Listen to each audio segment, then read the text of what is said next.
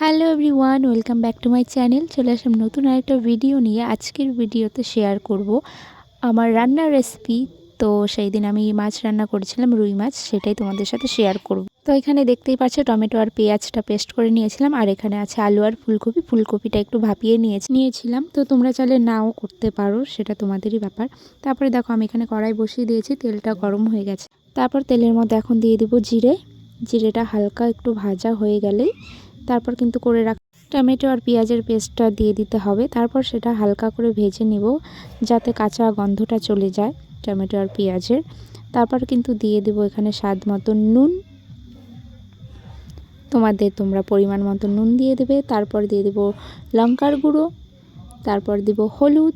তারপর এটাকে ভালো করে মেশাতে হবে সুন্দর করে। তারপর কিছুক্ষণ কষানোর জন্য ছেড়ে দেবো। আর দেখো সুন্দর কষানো হয়ে গেছে, লাল লাল।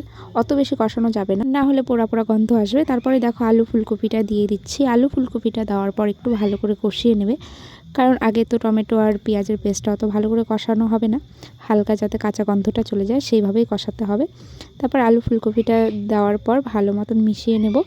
তারপর মেশানোর পর একটু কিছুক্ষণ কষানো হয়ে গেলে তারপর এখন দিয়ে দিব জল, পরিমাণ মতন জল দেব, যাতে বেশি ঝোলও না থাকে আর যাতে শুকিয়েও না যায়। এই দেখো আমি কতটা পরিমাণে জল দিয়েছি, খুব একটা বেশি কিন্তু না। তারপর জলটা কিন্তু ভালো মতন ফোটার পর দিয়ে দিয়েছিলাম জিরের গুঁড়ো। আর আমি কিন্তু এখানে একটু মটরশুঁটিও দিয়েছি, সেটা ভিডিও করতে না ভুলে গেছিলাম। তারপর এখন দিয়ে দিচ্ছি মাছগুলো একে একে সুন্দর। আমার বর দুটো লেজা এনেছে, কারণ আমি লেজা খেতে খুব পছন্দ করি, তার জন্য আমার জন্য এনেছে বিশেষ করে। যে জানেই বউ লেজা খেতে ভীষণ ভালোবাসে, তার জন্য এনেছে। তো যাই হোক, আমার এই ভিডিওটা তোমাদের কেমন লাগলো অবশ্যই কিন্তু কমেন্ট করে জানিও। আর কার কার জিভে জল আসছে আমার এই মাছের রেসিপিটা দেখে অবশ্যই কমেন্ট করে জানিও। তো আমার দেখো ফাইনালি হয়ে গেছে মাছ রান্না করা। কেমন লাগছে অবশ্যই জানিও কমেন্টে। তো এখন আমি হয়ে গেছে যেহেতু রান্না করা, এখন আমি ভাত খাবো। খেতে বসে পড়েছি আমার বরকে ছাড়াই। আমার বর এখনও বাড়ি আসেনি, তার জন্য আমি আগেই খেয়ে নিচ্ছিলাম। আর সত্যি সেদিন কিন্তু রান্নাটা একদম দারুণ হয়েছিল। আমি এভাবে রান্না কোনো সময় করিনি, এবারই ফার্স্ট টাইম করলাম। এই রেসিপিটা কিন্তু আমি শিখেছি অতনু রান্নাঘর থেকে।